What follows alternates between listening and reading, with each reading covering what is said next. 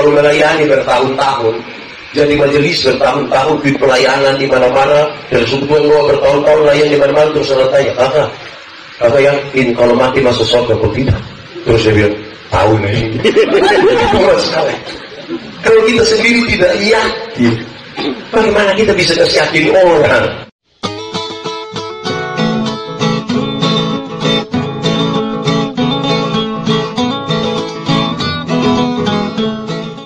Bapak Ibu saudara yang dikasihi dalam Tuhan Yesus, Shalom. Dalam sukacita kita malam hari ini, sesuai dengan tema kita, tetap setia melayani Tuhan. Saja kita merenungkan satu bagian pembacaan. Injil Lukas pasal 12, Injil Lukas pasal 12, ayat 1 sampai ayat yang ke-12. Injil Lukas pasal 12 ayat 1 sampai ayat yang ke-12. Pengajaran khusus bagi murid-murid. Sementara itu beribu-ribu orang banyak telah berkerumun sehingga mereka berdesak-desakan. Lalu Yesus mulai mengajar pertama-tama kepada murid-muridnya, katanya, waspadalah terhadap raja, yaitu kemunafikan orang Farisi. Tidak ada sesuatu pun yang tertutup yang tidak akan dibuka, dan tidak ada sesuatu pun yang tersembunyi yang tidak akan diketahui. Karena itu apa yang kamu katakan dalam gelap akan kedengaran dalam terang, dan apa yang kamu bisikan ke telinga di dalam kamar akan diberitakan dari atas atap rumah. Aku berkata kepadamu, hai sahabat-sahabat, janganlah kamu takut terhadap mereka yang dapat membunuh tubuh dan kemudian tidak dapat berbuat apa-apa lagi. Aku akan menunjukkan kepada kamu siapakah yang harus kamu takuti. Takutilah dia yang setelah membunuh mempunyai kuasa untuk melemparkan orang ke dalam neraka. Sesungguhnya aku berkata kepadamu, takutilah dia. Bukankah burung pipit dijual 5 ekor 2 duit? Sungguh pun demikian tidak seekor pun daripadanya yang dilupakan Allah. Bahkan rambut kepalamu pun terhitung semuanya. Karena itu jangan takut, karena kamu lebih berharga daripada banyak burung pipit. Aku berkata kepadamu, setiap orang yang mengakui aku di depan manusia, anak manusia juga akan mengakui dia di depan malaikat-malaikat Allah. Tetapi barang siapa menyangkal aku di depan manusia, dia akan disangkal di depan malaikat-malaikat Allah. Setiap orang yang mengatakan sesuatu melawan anak manusia, ia akan diampuni. Tetapi barang siapa menghujat Roh Kudus, ia tidak akan diampuni. Apabila orang menghadapkan kamu kepada majelis-majelis atau kepada pemerintah dan penguasa-penguasa, janganlah kamu khawatir bagaimana dan apa yang harus kamu katakan untuk membela diri. Sebab pada saat itu juga Roh Kudus akan mengajar kamu apa yang harus kamu katakan. Demikian firman Tuhan. Berbahagia setiap orang mendengar firman, memelihara dan melakukan dalam hidup setiap hari. Shalom. Saya turun saja supaya baik. Shalom sekali lagi. Saya suka untuk mulai dari pemberitaan ini kira-kira begini. Tuhan Yesus itu baik sekali. Mereka dia pagi-pagi tugas ini dengan baik. Pekerjaannya 3 tahun selesai. Kita sepakat bahwa pekerjaan Tuhan Yesus datang ke dunia untuk menyelamatkan manusia. Pekerjaan itu tuntas, 3 tahun selesai. Dalam 3 tahun itu sekaligus sekarang dia mempersiapkan murid-muridnya. Penebusannya selesai, lalu pekerjaan kesaksian di tahun anugerah ini siapa yang melaksanakannya? Saksi-saksi. Di tahun anugerah ini Tuhan Yesus tidak butuh lagi pembela. Memang sejak awal juga dia tidak butuh pembela. Yang dia butuh hanya satu, saksi. Dia butuh hanya satu. Tidak usah lagi bela Tuhan Yesus, dia terlalu kuat untuk membela diri. Yang dia butuh apa? Saksi. Jadilah saksi. Saksi yang setia, jadi ke saksi pemilu. Saksi pemilu dan terima habis uang dan sejalan, itu tidak bagus.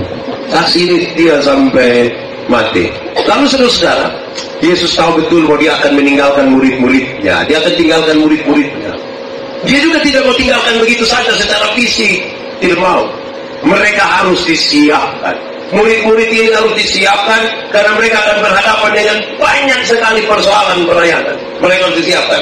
Sebab kalau tidak dipersiapkan, bagaimana mereka bisa akan terus berjalan sampai Tuhan berkenan dalam hidupnya? Tidak mungkin. Sekarang Yesus persiapkan mereka. Apa yang Yesus persiapkan? Sebenarnya tidak banyak. Saya mencatat hanya 3 hal dalam pembacaan ini. Yesus mempersiapkan mereka. Mau tetap setia, kuncinya ada pada beberapa hal yang saya sampaikan. 1, waspada. 1 apa? Saudara tahu arti kata waspada? Apa itu waspada? Berhati-hati. Hati-hati. Bikin apa-apa hati-hati. Hati-hatilah kalau bicara, hati-hati. Hati-hatilah mengingat teman. Hati-hatilah kalau melakukan, hati-hatilah. Kalau tidak masalah. Tapi bukan itu yang Yesus maksud. Masuk sedikit ke dalam. Berhati-hatilah terhadap kemunafikan. Saudara, kalau nanti kata munafik, coba angkat tangan yang munafik. Anjing tidak ada walaupun ini bagus-bagus semua. Munafik itu di muka omong lain, di belakang di muka manis sekali, di belakang jelek. Ada yang begitu di sini. Tunjuk dia. Orang yang munafik itu sulit setia, susah sekali setia. Dan dia cari aman saja. Hati-hati dengan kemunafikan. Tapi juga bukan itu yang Yesus maksud. Masuk sedikit dari dalam. Hati-hatilah terhadap kemunafikan Farisi. Ini yang Yesus maksudkan. Orang Farisi itu orang yang tahu firman. Dia belajar khusus 10 hukum itu. Dia hafal dan dia lakukan. Bukan saja 10 hukum. Dari 10 hukum itu diterjemahkan jadi 613 pasal. Semuanya dia buat. Semua. Tidak satu pun tidak dia buat. Tidak satu pun. Dan Yesus bilang, hati-hati kalau manusia model begitu yang munafik. Kalau orang yang tidak tahu gereja, kalau dia munafik, ya kok kasih memang dia tidak tahu gereja. Yang tidak pernah ikut persekutuan doa, kok munafik, kasih. Tapi kalau yang tiap hari berdoa, sedikit-sedikit bilang, aduh Tuhan. Sedikit-sedikit bilang, dari Yesus berkuasa. Sedikit-sedikit bilang, Yesus tolong. Kalau yang manusia model begini yang munafik, itu yang harus hati-hati. Hati-hati. Ingat kemunafikan tidak akan buat kita setia. Tidak bisa. Saya mengajar ilmu berkhotbah dan orang tanya saya, Pak Pendeta, ya, khotbah yang baik itu yang mana? Saya lupa maksud. Khotbah yang baik itu tulis, kok tidak tulis? Berapi-api atau berair-air? Saya bilang khotbah yang baik itu bukan soal tulis atau tidak tulis, bukan soal berapi-api atau berair-air. Khotbah yang baik ialah omong karmana, bikin begitu. Jangan omong lain. Di sini ada yang begitu. Tidak ada. Luar biasa. Yesus segera datang untuk 2 kali. Lalu tidak lagi begitu. Hati-hatilah. Saudara pernah dengar orang bilang begini, bosong pipi gereja masa. Pernah dengar? Saudara tahu di arti. Di arti hanya dia begini. Kalau pipi gereja kemudian begitu, lebih satu kali tidak usah pipi. Tidak usah pipi. Tiap hari omong Tuhan lagi. Begitu. Itu sebuah kemunafikan.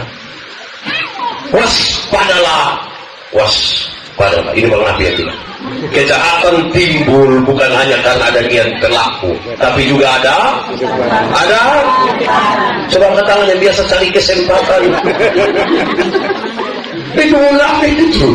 Saya bilang di mana-mana, kalau mau tahu kami pendeta-pendeta ini baik, mau tahu ini pimpinan persekutuan doa, mau tahu orang-orang majelis dong itu baik, jangan tunggu waktu berkhotbah. Jangan tunggu waktu berdoa, itu baik semua, baik. Tapi coba tinggal di rumah. Satu hari. Di rumah itu asli, Bapak. Asli sekali. Jangan sampai saudara bisa kecewa. Saudara, pendeta yang itu khotbah keliling dunia. Coba tinggal di 2 minggu, jangan sampai saudara menyesal. Saudara, pendeta juga gitu. Kemunafikan. Hati-hati. Hanya tidak kemunafikan. Karena itu bisa jadi pribadi yang tidak baik. Saudara tahu bahwa kalau kita tidak jadi diri sendiri, mau bertahan sampai kapan? Saudara coba omong bikin mulu, coba sampai kapan bisa bohong begitu? Tidak akan bisa bertahan lama. Tidak bisa. Makin realistis, makin baik. Jangan sampai. Saya tidak kata. Jangan sampai kita kemudian disebut sebagai orang munafik. Itu yang Yesus maksudkan. Kenapa? Ganti mic. Waktu itu, boleh lihat mic satu? Ganti. Waktu itu kan murid-murid akan berhadapan dengan penguasa Romawi yang sangat kejam. Bahaya kalau di antara kumpulan mereka itu ada orang munafik. Bahaya sekali. Kegeseran waktu itu tidak dihitung sama sekali oleh pemerintahan Romawi. Tidak dihitung sama sekali. Lantas bagaimana kalau orang-orang ini tidak bisa untuk menyatakan keaslian dari mereka? Oh, itu ada sekali. Jangan munafik. Lebih realistis, lebih menyatakan sesuatu dengan nyata. Itu lebih baik daripada kita berusaha menjadi munafik. Saya ingin stop di situ. Kita dulu yang kedua. Jadi yang pertama, supaya tetap setia harus apa? Jangan munafik. Harus waspada. Kenapa waspada? Ingat, tidak semua senyum tulus. Waspadalah, karena tidak semua senyum tulus. Jangan sampai kita bilang selalu memperlihatkan, selalu kita lewatin. Tidak tulus. Karena itu waspadalah. Waspadalah memilih teman. Yang mana-mana waspadalah memilih pacar. Waspadalah. Jangan kalau baru mau itu lain kamu mau. Hati, ajak kamu pun nyolong ikut ibadah pemuda, bagus itu. Itu baik itu. Akan kelihatan nanti dia betul setia atau tidak. Karena dulu dengan firman itu tidak gampang itu. Hanya yang setia yang bersetuju lama. Kalau tidak sedikit-sedikit dia semua itu. Oh, ini nyolong ikut ibadah pemuda. Tidak tahu dia ajak, nyong kakak ibadah ya. Kakak bisa, tidak bisa, ada kue. Itu bagus itu. Karena mana yang penting kalau dia bisa jalan. Itu pertama, tapi yang kedua, Yesus bilang begini. Jangan takut. Mau setia itu jangan takut. Apapun alasannya jangan takut. Kenapa Yesus bilang jangan takut? Walaupun secara fisik dia tidak ada, tapi penyertaannya sempurna atasmu. Pekerjaan ini pekerjaan Tuhan.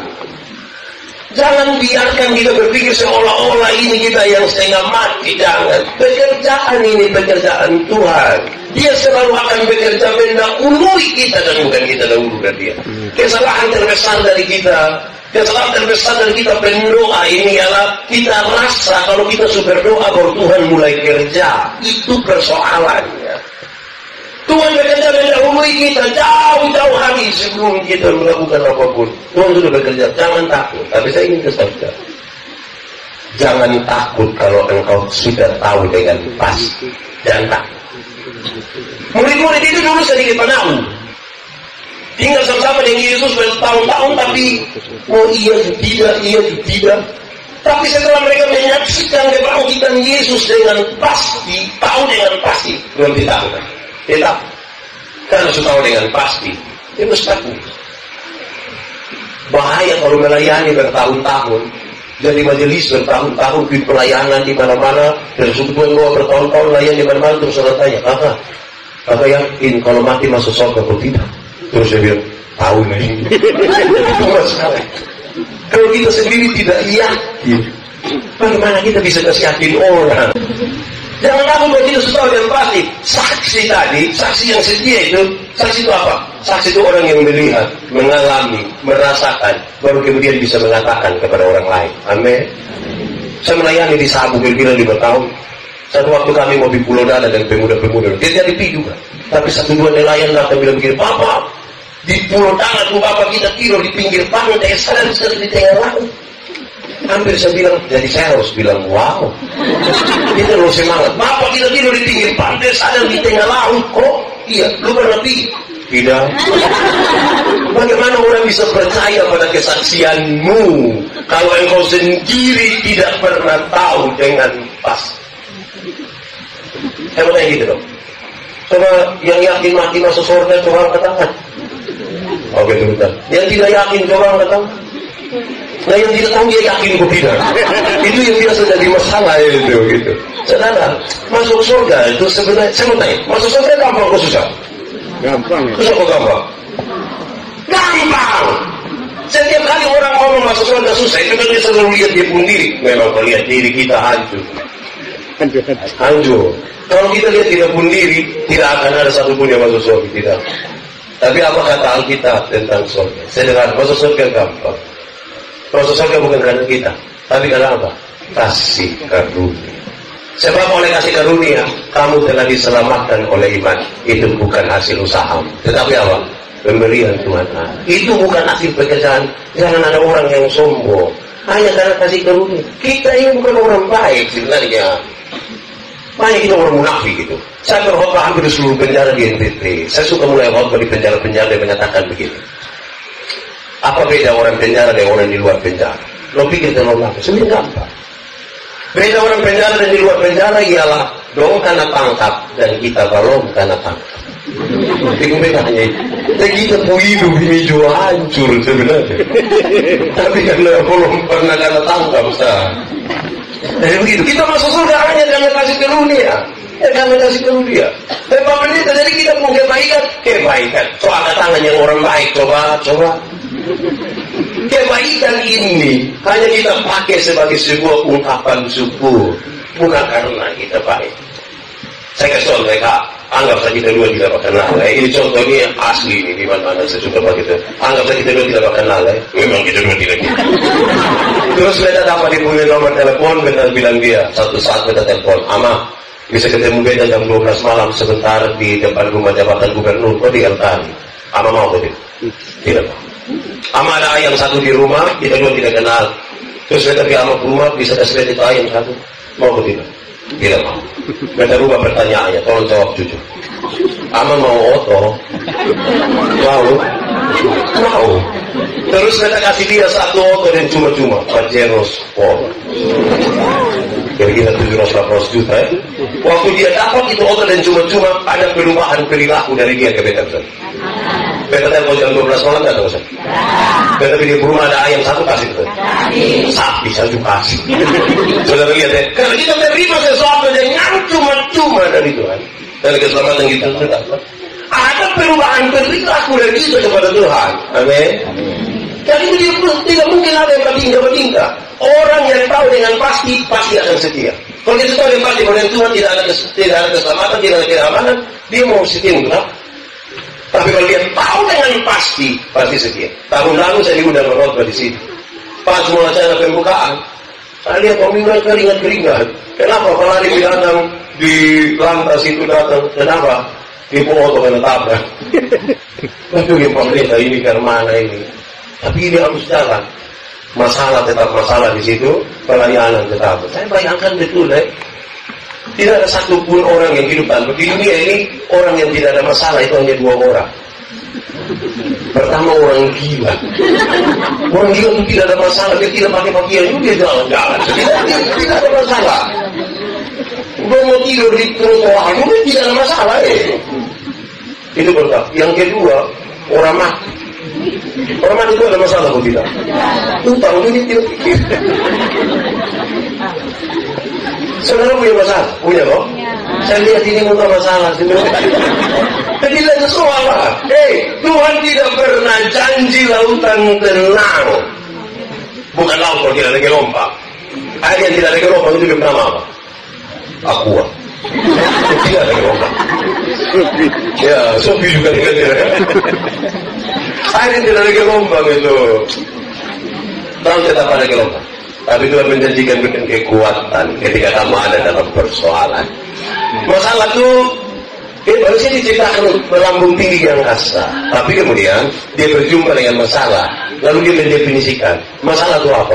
Masalah itu dia ditekan sedikit ke bawah supaya dia dilemparkan makin tinggi ke atas. Masalah itu apa? Masalah itu dia ditarik sedikit ke belakang supaya dilemparkan makin jauh ke depan. Supaya ketika saudara berjumpa dengan masalah, jangan takut, berdoalah, Tuhan, terima kasih untuk masalah yang kau beri. Tapi mohon maaf Tuhan, masalah rasanya pahit ya kan. Jadi saya datang kepada muda muka merah, mata merah, kau dan menangis.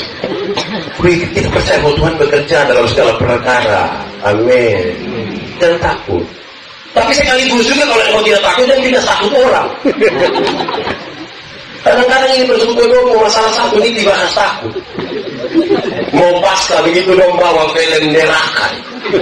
Dong diputar. Wih, jemaat nonton habis dong bilang.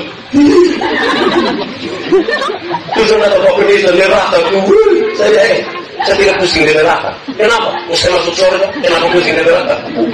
Tapi minimal pendeta tahu. Saya tidak perlu tahu. Kenapa? Kalau saya harus masuk surga, bukan karena ketakutan di neraka. Tapi kalau saya harus masuk surga, karena Yesus itu mati kan. kelinci tiba tak gue. Waktu Tuhan tolong datang itu, di mana-mana kita baca, celakalah, celakalah, celakalah, celakalah. Tapi mulai dengan proses Yesus mulai ada berita mau datang, dilahirkan, mati, bangkit, dikuburkan, bangkit naik ke surga. Itu celakalah kita tidak temukan lagi. Hanya satu kalimat pendek. Jangan takut. Jangan takut. Ketakutan sudah selesai. Yang bakal takut itu setan. Dan Tuhan bakal takut. Orang Yahudi dulu melakukan 10 hukum. Bukan karena mereka tahu 10 hukum itu baik. Karena mereka ketakutan. Mereka tidak mencuri bukan karena tahu bahwa mencuri itu tidak baik. Sebab berani pencuri, tangan yang pakai pencuri itu karena kotor. Tahu atau tidak? Jadi kamu lakukan sebenarnya hati kecil itu. Jangan. Jangan takut, kotor yang pasti. Jangan takut juga untuk memberitakan Injil. Jangan takut. Jangan takut. Pekerjaan itu pekerjaan Tuhan. Tugas kita tak sampaikan. Hei jiwa-jiwa, Tuhan waktu datang, dia tidak akan tanya ada berapa gereja sudah bangun. Dia akan tanya ada berapa jiwa yang engkau mau datang kepada. Dan saudara tahu berapa harga dari jiwa-jiwa itu? Saya coba omong cepat. Yesus tinggalkan banyak orang pergi ke Gerasa. Di Gerasa Yesus hanya bertemu dengan satu orang yang kerasukan legion, 6.000 roh jahat. Kita bukan persekutuan roh yang hanya ada satu roh jahat di otak saja kita supusi. Ini 6.000 roh jahat yang ada dalam diri orang ini membuat dia jahat bagi dirinya dan jahat bagi orang lain. Tidak bisa lagi tinggal dengan orang, dia tinggal di kuburan. Diikat dengan rantai itu dia putus. Dia memukul-mukuli dirinya dengan batu. Untuk beberapa orang lebih manusia model begitu lebih mati. Tapi Yesus tidak. Yesus pergi kepada dia. Waktu Yesus datang, pas roh jahat ini lihat Yesus bilang begini, "Hai Yesus anak Allah, apa urusanmu dengan kami?" Bayangkan, ternyata setan juga kenal Yesus saya. Semua orang persekutuan orang Kristen hanya kenal nama Yesus, setan juga kenal. "Hai Yesus anak Allah, apa urusanmu dengan kami?" Injil Markus mencatat. Di daerah itu ada penjaga babi ada berapa ekor? 2.000 ekor. Roh jahat itu meminta, Tuhan, biarkan kami keluar ke babi-babi itu. Yesus biarkan keluar ke babi-babi itu, mati lemaslah babi-babi itu. 2.000 ekor. Penjaga babi ini kehilangan pekerjaan. Lalu kita seorang di kampung datang usir Yesus. Saya mau tanya, apa Yesus tega buat orang kehilangan pekerjaan? Jawabannya tidak. Lalu kenapa Yesus biarkan ini 2.000 ekor babi mati? Saya tidak ada saja menjawab. Struktur budaya Yahudi itu mengatakan bahwa babi itu haram. Orang Yahudi tidak makan babi. Kita makan sih. Saya makan sih 2-3 kilo lagi. Tambah kuah lagi, kacang merah. Orang Yahudi tidak makan babi. Tapi dong bisa piara 2.000 ekor. Sementara satu jiwa yang hampir binasa mereka biarkan. Itu yang Yesus mau. Alangkah lebih baiknya 2.000 ekor babi mati daripada ada satu jiwa yang sekarang tokan. Kalau babi satu ekor harga 2 juta. 2.000 ekor lah. 2.000 kan 2 juta bang. 4 miliar rupiah harga satu jiwa dalam konteks.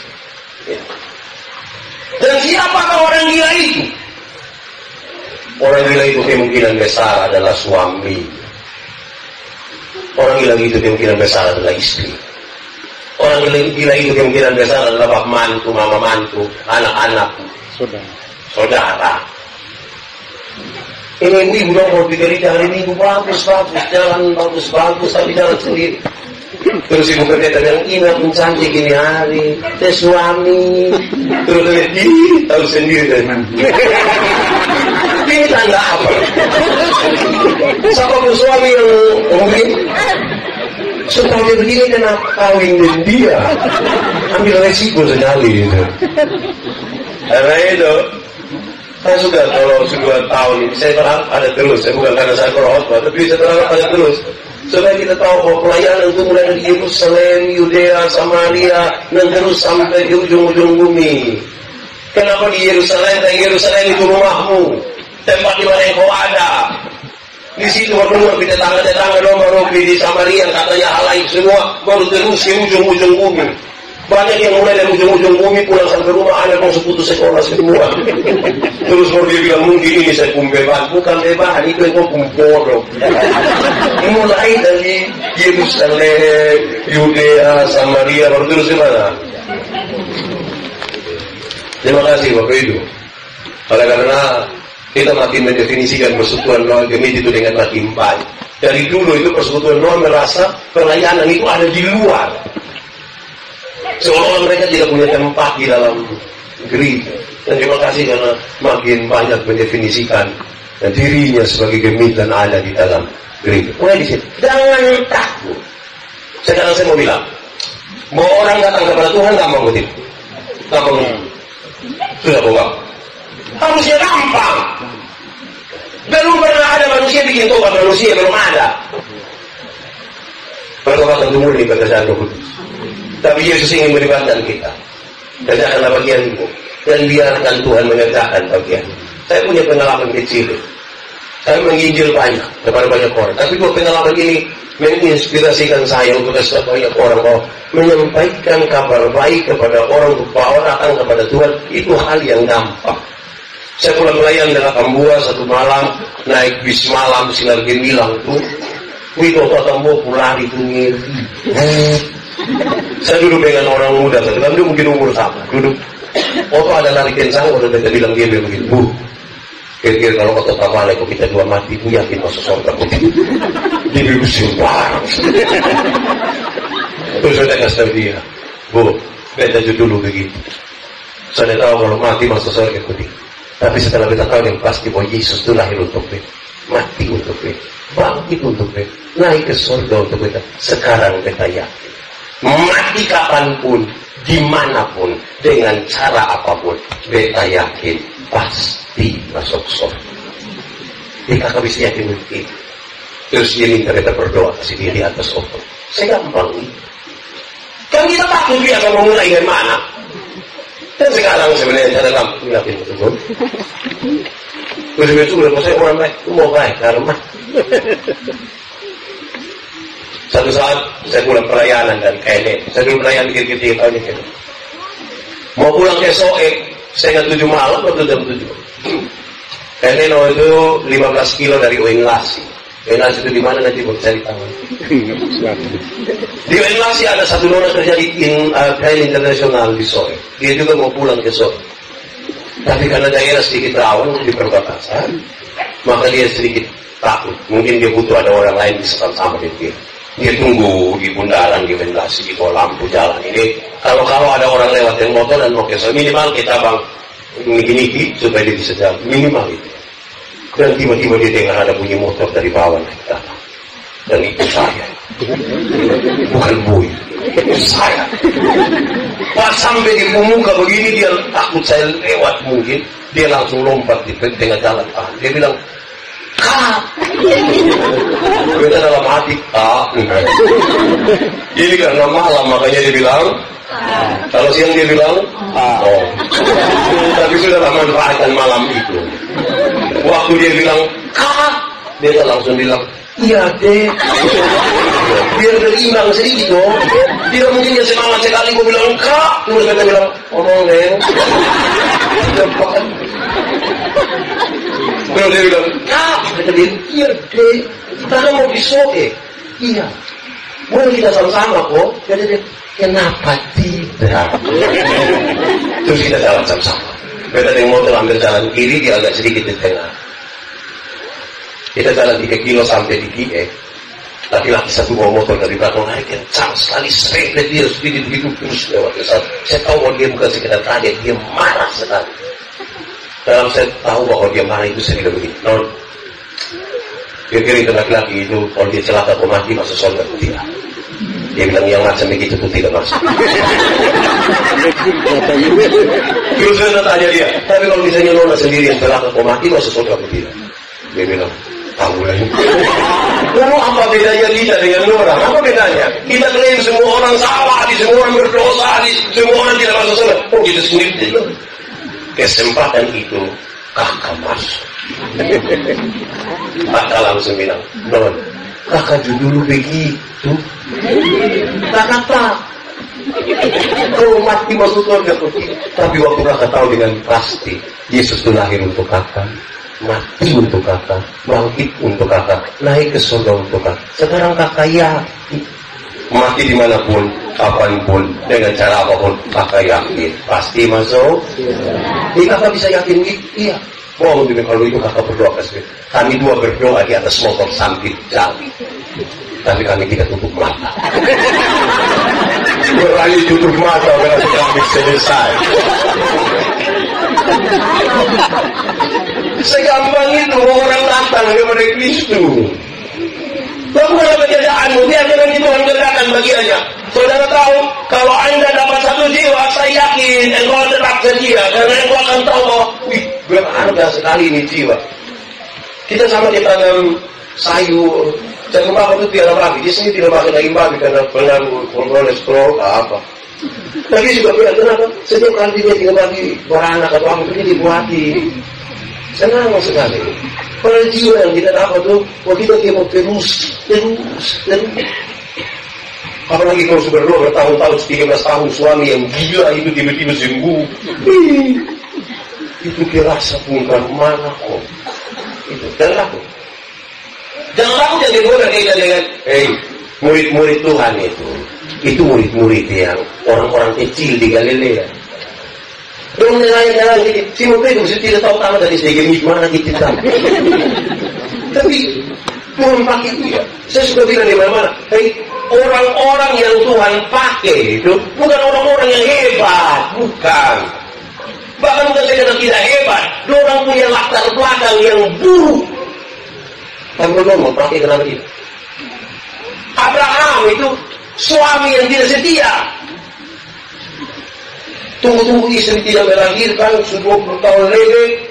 Kalau duduk-duduk, kalau kita selama kesir, duduk berbaik di situ sambil minum teh, terus dia istri bilang, Pak, ya, 20 tahun lebih kita belum ada anak, di padahal dia Bapak suka ada anak. Mama sudah sudah bisa. Tapi Bapak tidak dan itu pembantu, Beda bayangkan Abraham dulu korek-korek kuku begini, baru dia bilang, kalau mak rasa itu baik, nah, Bapak ikut. Ini menyirikan. Tapi mau pakai. Musa itu pendendam. Waktu lihat itu orang Ibrani karena pukul dari orang Mesir, dia marah. Dia cari waktu baik, bunuh itu orang Mesir. Tuhan pakai aku, penipu. Kalau kata dia Tuhan tipu, isi orang 7 semua. Tuhan pakai. Tuhan pakai. Tuhan pakai. Makanya dalam perjumpaan yang Tuhan bilang, engkau tidak akan kupanggil Yakub lagi. Yang penipu itu, aku akan mengambil engkau Israel. Artinya apa? Dijual. Masa lalu tidak bisa dirubah, masa depan bisa dirancang dalam waktu. Dan takut. Kita mau masa lalu buruk ya. Kadang-kadang kita mau tutup-tutupi ke orang kita. Tapi Tuhan takut. Dan takut. Tuhan pakai Ruth. Ruth itu hanya TKW yang bekerja di perkebunan milik Boaz. Tuhan pakai. Dalam perkawinan dia dengan Boaz, lahirlah Daud kembali di Yerusalem. Tuhan pakai Esther. Esther itu hanya seorang perempuan peserta lomba ratu kecantikan sejagat. Waktu itu Raja Ahasuerus mau ganti istri, istri juga bukan. Dikumpulkanlah perempuan-perempuan cantik dari 127 provinsi wilayah pemerintahannya Asia sampai Afrika. Orang persembahkan perempuan-perempuan dong masuk karantina ke wilayah 6 bulan, terus waktu duduk di kursi kebesaran, ibu sekretaris mulai panggil satu-satu. Jenny pun datang waktu ini. Yanti baik waktu itu. Tapi waktu Esther datang, waktu Kemoi, waktu itu dia. Bukan karena yang lain tidak cantik, bukan. Tapi Esther bukan sekedar punya kecantikan di luar, tapi juga ada kecantikan di, ada pesona yang terpancar dari dalam. Orang tidak hanya memperhatikan kecantikan luar, Nanti kita ke kuburan. Di luar pakai keran, portulis di Manuel. Di dalam siapa? Kadang-kadang kita cenderung untuk memperhatikan bagian luar. Bagian luar kita mentereng sekali. Tapi kasihan. Bagian dalam bongkar itu sudah semua. Yang mau banyak itu bagian dalam, bukan bagian luar. Jangan kelihatan di luar bagus, ini di dalam ini. Waktu baru beli dia bernama Puma. Sekarang peso hilang. Tinggal umat saja ini kenal gue. Jangan pikir kecantikan di luar saja, kecantikan dalam. Tuhan pakai Daud. Daud itu tidur siang begini, bangun sore lihat orang bu istri, dia bilang, siapa? Demi itu saya bapak, siapa bu istri itu? Uria di mana? Di medan perang. Suruh Yoab bikin perang. Terus taruh Uria paling muka. Musuh datang, musuh sengaja bangun lagi. Ambillah Uria. Habis masa pergabungan, Daud mengambil Batseba sebagai istri. Itulah laki baik. Tuhan pakai Salomo. Salomo itu menikah. Istri 700. Tambah bundi 300. Jadi isi berapa semua? 1.000. Saya yakin nama separuh dia tidak kenal. Sudah lewat kalau dia bilang, woi, lu nama siapa? 1.000 ini. Kalau satu hari dia dengan satu istri, maka dia butuh kurang lebih 3 tahun baru tak putar ke istri yang pertama. Nah itu dia bisa nona cantik-cantik semua. Anak-anak para raja. Salah satunya putri Firaun. Cantik-cantik. Bukan yang nona dari bagus. Tapi kalau Alkitab bilang di puisi 700 kutip 300, itu informasi Alkitab, Gereja Tuhan jadi rusak ini kan orang bikin informasi dari ajaran. Kalau mau kawin dua dia bilang, Salomo saya bisa 700. Kenapa beda nomor 2 kamu semua remaja?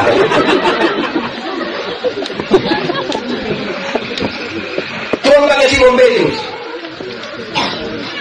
Di antara para murid itu, Simon Petrus itu murid yang paling kejor. Paling rapat. Engsi Judia, itu panitia Judia, itu aku Judia, umas Judia, itu dapat semua saya. Saya itu memakai. Tuhan pakai Lewi, seorang pemungut. Pakai nama Lewi, orang pemungut cukai itu manusia paling tidak dipakai di wilayah Israel. Kenapa? Sudah dari golongan Lewi. Itu kan harusnya dia orang yang melayani. Pemungut cukai lagi. Ini dia yang ditagih pajak. Pajak waktu itu terlalu mahal. Waktu untuk sapi ada 12, pajak 11. Satu kita yang harus makan. Benar bayangkan. Dan dia sulili lagi. Dia datang ambil dari ini orang. Kasih makan ini penguasa Romawi, tapi dia juga makan dari. Makanya mau jadi Lewi, pemungut juga orang tidak suka. Tapi Tuhan pakai dia. Tuhan pakai Yudas, Tuhan pencuri. Tuhan pakai Paulus, seorang pembunuh. Tuhan pakai Onesimus, seorang budak yang bekerja di perkebunan milik Filemon. Karena tangkap, bangun lari, total tangkap, masuk penjara, diinjil oleh Paulus, dia terima Yesus. Paulus bilang pulang kembali ke Filemon perkebunan dengan Bapak, pulang mau mati. Betul bukan tertulis surat. Ditulis surat Filemon. Filemon, yang pulang ini bukan budak, yang pulang ini saudara kita yang kekasih. Filemon menyambut dia seperti seorang sahabat, duduk makan satu meja. Orang-orang bilang, mana bisa Tuhan menyambut seorang budak yang melarikan diri, sambut seperti sahabat, duduk makan sama-sama. Dia bilang, Tuhan kami mengajarkan kami hari ini. Orang-orang yang tidak mengenal Tuhan, aku rindu melihat itu Tuhan yang dahsyat. Tuhan pakai. Jangan takut. Apa yang kamu katakan di dalam satu-satu hanya diberitakan dari atas atap rumah, yang hanya dibisikkan dan diberitakan. Dulu itu yang percaya itu hanya 12 orang. Dari 12 juga satu kemudian Dari 12 jadi 120. 120 jadi 3.000. 3.000 jadi 5.000. Sekarang ini seluruh dunia penuh dengan orang Kristen yang percaya kepada Tuhan. Yang takut, pasti akan bagianmu. Ya, teman-teman, saya akan bagian. Jangan takut. Sekalipun kamu akan diperhadapkan pada majelis, pada penguasa, para pemimpin, jangan takut apa yang akan kamu katakan. Karena pada waktu itu Roh Kudus akan mengajar kamu apa yang wajib, apa yang bisa kamu katakan. Jangan takut. Ini serius. Saya kemarin sampai pagi dan rote langsung mau materi pembinaan presbiter di kelas amarasi tinggi. Kebetulan salah satu topiknya tentang homiletika, tentang roh. Saya kasih kesalahan terbesar dari para pendeta dan pengkhotbah ialah waktu mempersiapkan khotbah, orang mempersiapkan kata-kata saja, lupa mempersiapkan diri. Kalau hanya sekedar mempersiapkan kata-kata, orang yang sudah ngomong, guru-guru, pemilu itu ngomong mau beri. Mempersiapkan diri itu bukan sekedar kata-kata. Kita saluran, ada air besar yang Tuhan mau kasih di jemaah. Kita saluran itu sama dengan selang. Bagaimana air ini bisa sampai ke jemaah yang baik? Itu selang harus dipastikan tidak boleh bocor-bocor. Dia kotor di mana? Ikan pakai plastik. Itu selang tidak boleh tersumbat. Tidak boleh. Karena apa yang diberitakan dan dia yang memberitakan itu satu paket. Rasul jangan takut. Saya tegur beberapa pelayan waktu kita mau pelayan kata yang sama-sama. Saya bilang, ingat baik-baik. Dengan Tuhan tidak ada yang disebut nama pengalaman. Tidak ada. Selalu baru setiap hari, selalu baru. Berinti yang disebut nama pengalaman. Kalau kau sudah mengerti yang disebut nama pengalaman, kau tidak butuh lagi berdoa, kau tidak butuh lagi untuk ada dalam persekutuan. Kalau itu pengalaman. Dia sudah biasa MC, so itu dia beri. Dengan Tuhan tidak dia pun nama pengalaman. Selalu Pak. Sekarang yang ketiga, yang pertama luas. Yang kedua apa? Jangan. Sekarang yang ketiga, jangan menyangkal nama Tuhan. Mau setia dan coba-coba menyangkal. Jangan menyangkal nama Tuhan. Jarak antara pengakuan dan penyangkalan kita tuh kadang-kadang tipis. Jadi kalau habis ini CD-nya anak muda dong ini dong berdiri baik-baik. Apa jawabmu? Ya, saya percaya. Pakai foto lagi mau dikirim di kampung. Jadi orang tahu dia itu CD. Tapi 6 bulan kemudian setelah CD dia datang dia pun bapak mama dari pendeta, bapak pendeta, tolong dong. Tolong apa? Tolong beta sedikit. Tiap hari tolong lu. Kenapa? Bapak kita sudah nikah dinas. Dia pun mama langsung sambut. Tahu sendiri nikah dengan aparat. Dong tidak bisa pindah, hanya kita anak dong yang pindah. Dia bapak lanjut lagi. Anda dong semua begitu, kita mau bilang apalah ya. Kita kayak pendeta-pendeta yang hanya bilang, jangan akan orang pengakuan dan penyangkalan kita dulu tipis sekali. Yang mau menyangkal nama Tuhan soal katakan tidak ada. Apakah karena kita tidak mau menyangkal itu berarti kita tidak menyangkal? Saya ulang. Apakah karena saya tidak mau menyangkal nama Tuhan itu sama dengan saya tidak menyangkal? Saya coba periksa arti kata menyangkal. Kamus memberi arti yang benar. Satu dia bilang begini. Menyangkal berarti tidak mengakui. Menyangkal berarti apa? Lu mana toh? Bohong. Bagaimana? Kita butuh buktikan dulu baru dia bisa. Itu aja. Yesus dibaptis. Keluar dari air. Ada suara bilang begini. Inilah anakku yang kukasih. Kepadanya aku berkenan. Iblis juga. Tapi apakah iblis aku? Melihat Yesus lapar dalam puasa 20 hari atau 40 malam, iblis satu dia begini. Kalau engkau benar anak Allah, rubah batu ini menjadi roti supaya engkau makan. Coba engkau buktikan. Coba engkau pamer, engkau puasa. Coba. Supaya saya lihat. Coba. Coba bikin dulu. Saya lihat, saya percaya. Banyak orang Kristen begitu. Definisi iman menurut Ibrani pasal 11 ayat 1, iman adalah dasar yang kita harapkan dan bukti dari segala sesuatu yang tidak kita lihat. Jadi kalau masih ada orang Kristen, orang persekutuan doa, tunggu melihat baru percaya, minta maaf dan kau menyangkal. Thomas, kalau kau melihat maka kau percaya. Berbahagialah mereka yang percaya. Banyak kali kita ini tunggu melihat baru percaya. Coba yang membuat batu itu dari roti. Saya mau tanya, Yesus bisa ubah batu dari roti begitu? Bagaimana ini tidak? Ini menarik. Kenapa Yesus tidak mau ubah? Dua alasan ini penting. Satu, tujuan Yesus datang ke dunia bukan untuk bikin mujizat. Yesus tidak datang ke dunia bukan untuk bikin mujizat, walaupun bisa dia buat. Bukan itu tujuan. Sehingga kalau masih ada kita cari Tuhan hanya sekedar mendapat mujizat, kita salah kenapa? Jangan cari Tuhan hanya sekedar bikin untuk sembuh. Jangan. Tuhan bukan tidak bisa sembuhkan orang sakit, tapi bukan itu tujuan utamanya dalam dunia. Ukur Tuhan hanya lewat kesehatan, ya tak? Ada banyak orang yang tidak kenal Tuhan lebih sehat dari kita. Untuk kami minum sobi, minum dari kemarin dulu sampai tadi pagi, istirahat sedikit, minum ulang, kau tidak tahu sakit. Tidak dengar kenal Tuhan, ini duduk di bawah embun, pulang pilek. Kalau hanya ukur Tuhan lewat kesehatan, kita salah besar, kenapa? Jangan ukur Tuhan hanya lewat kekayaan. Tuhan datang dari surga bukan untuk bikin orang miskin jadi kaya, walaupun bisa dulu. Tapi itu bukan tujuan. Yang betul lagi, saya suka di mana orang yang tidak kenal Tuhan banyak yang lebih kaya dari kita.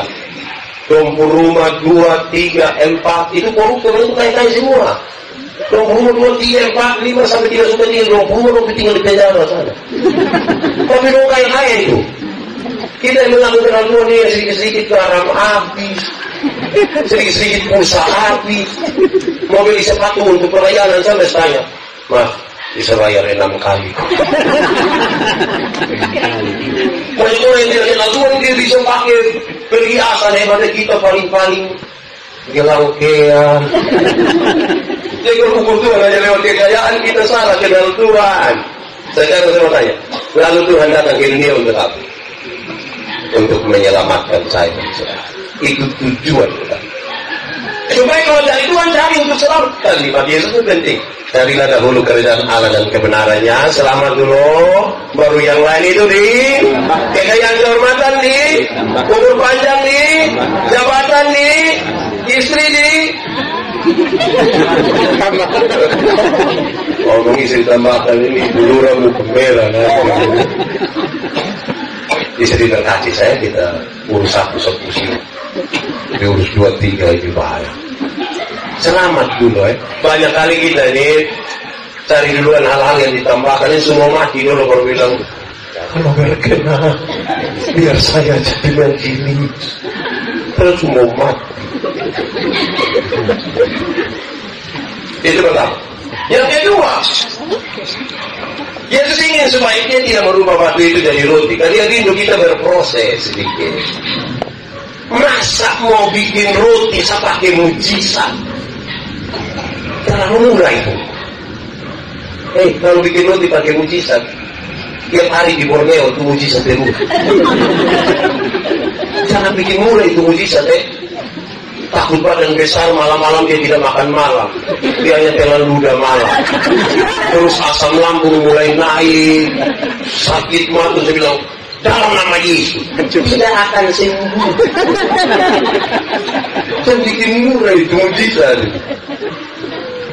Saya percaya Tuhan bukan karena mujizat. Berhenti itu. Itu pertama. Kedua, kamu sudah begini.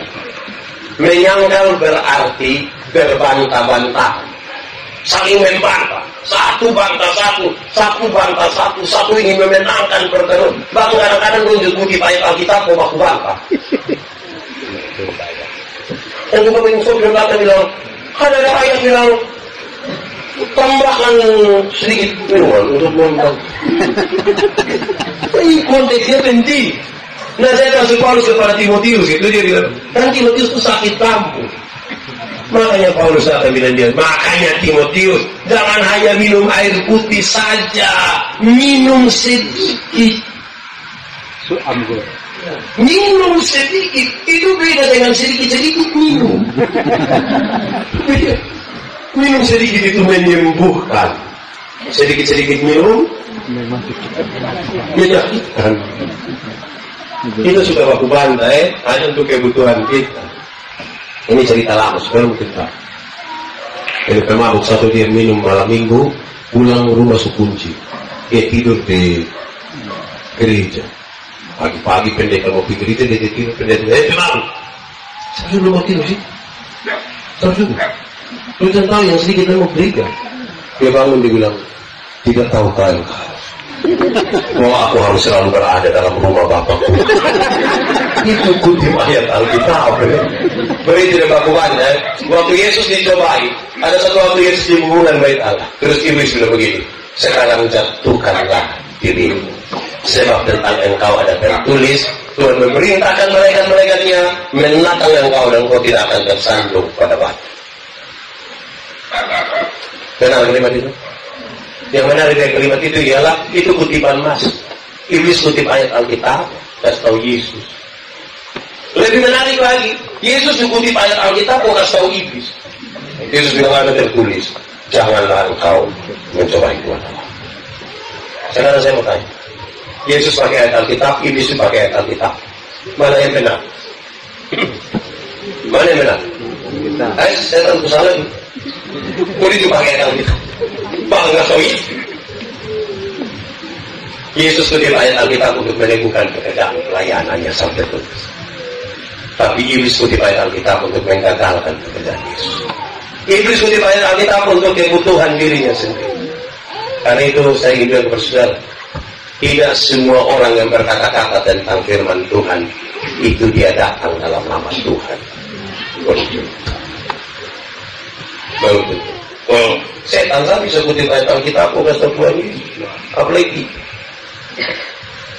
ketiga, menyangkal itu berarti menolak untuk melakukan. Bukan dari dia tahu tapi menolak untuk melakukan. Menolak. Kita ini sudah tahu banyak. Saya kadang-kadang pikir mungkin lebih baik tidak tahu, tapi melakukan, belajar melakukan daripada sudah tahu tapi tidak melakukan. Ini Pak Pendeta Elisa Baplani waktu masih di Tetap kerjasama dengan Compassion. Terus kemudian dia punya 86 staff.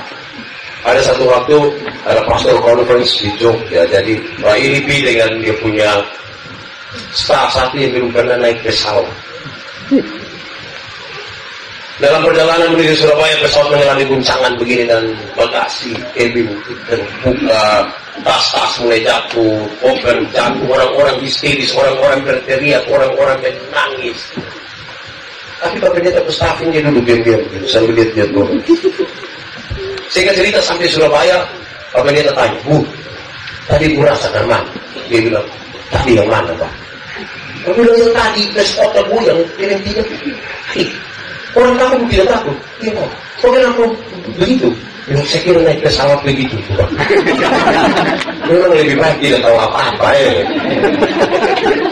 Karena kita sudah tahu ini lebih baik tidak tahu apa-apa. Satu saat di kantor Sinode para pegawai duduk lihat satu video pendek. Intinya untuk saudara perlihat ada anjing, ada babi kasih susu anjing. Jadi anjing ini menetes di bak. Ini pegawai dong lihat semua, dong jalan-jalan. Kamu lihat apa itu?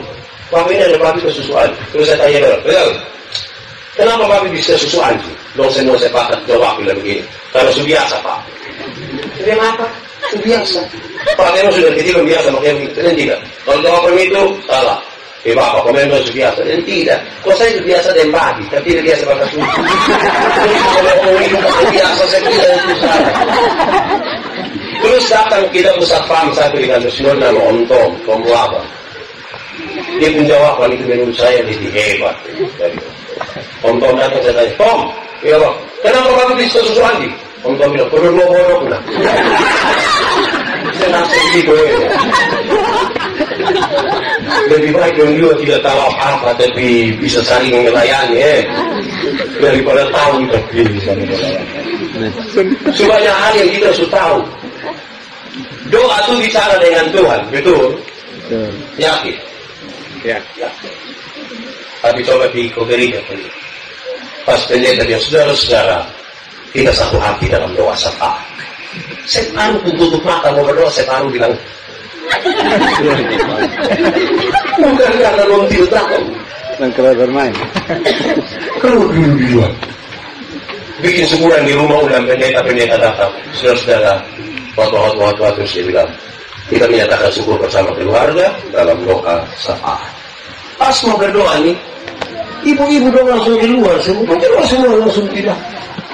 Sampai di belakang yang kepala dapur itu akan bilang, ini ibu-ibu lain bilang, sudah syafaat, siap suesi, kuat aja suka sepanas. Padahal hanya kacang beri bohong. Itu kacang itu memang kacang masalah begitu. Dari zaman Yakub sampai di hari hanya itu kacang saya bikin masalah. Bukan karena orang tidak tahu, bukan karena orang tidak tahu. Itu sebuah penyangkalan. Dan menyangkal Tuhan itu begitu. Kalau tahu, lakukan. Kalau tahu lah. Saya suka omong di mana-mana. Saya tanya orang bilang ini. Mengalah itu baik atau tidak? Mengalah itu baik atau tidak? Yakin? Yakin sekali? Kalau sudah mengalah itu baik, setiap kali suami istri bakal lain, siapa mengalah juga? Suami kau istri? Suami. Istri kau suami? Suami. Benar lihat ya? Kita sama-sama tahu mengalah itu baik, tapi waktu suami istri bertengkar, sama-sama tidak mau mengalah. Malam apa bikin di kalender? Ulang. Kalau terpaksa tidur satu tidur, papa hadap kiri, mama hadap, ngomong ke tidak? Tidak ngomong. Bangun pagi mama tetap bikin kopi dan tidak diangkat.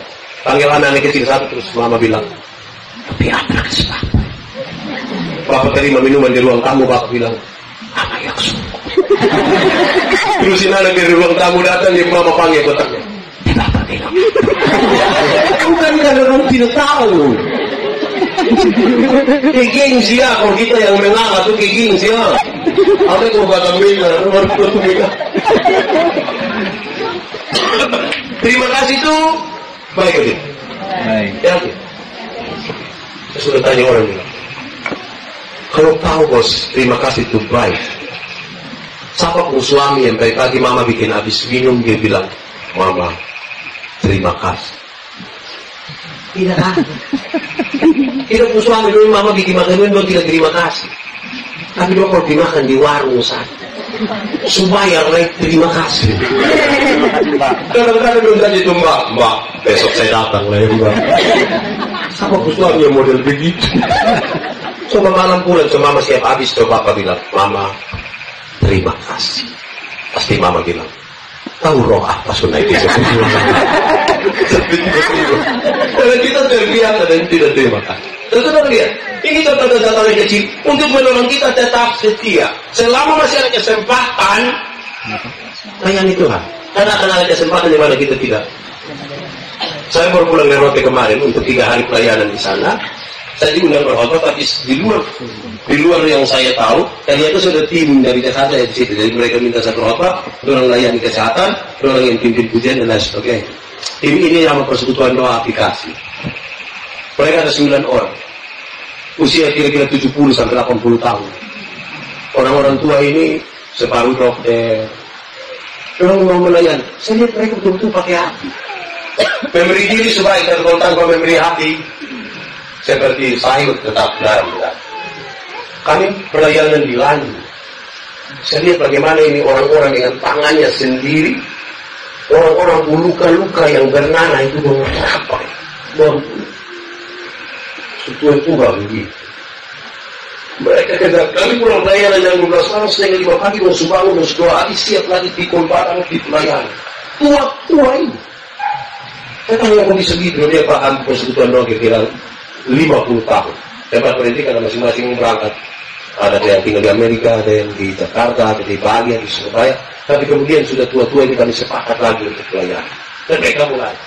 Kenapa kami tidak negatif, Pak? Kesempatan Pak. Kami paling suka lagi ya. Oh Tuhan, pakailah hidupku selagi aku masih kuat. Bila saatnya nanti ku tak berdaya lagi, hidup ini sudah jadi berkat. Coba, oh Tuhan, oh Tuhan, pakailah hidupku selagi aku masih kuat. Bila saatnya nanti ku tak berdaya lagi, hidup ini sudah jadi berkat. bila saat nanti sudah tidak kuat, ternyata kita sudah pernah jadi berkat. Jangan dari kuat sampai tidak kuat tidak pernah jadi berkat. Hanya mau masalah, kalau bikin sesat, oh itu masalah itu. Bila saatnya nanti sudah berdaya lagi, hidup ini sudah jadi berkat.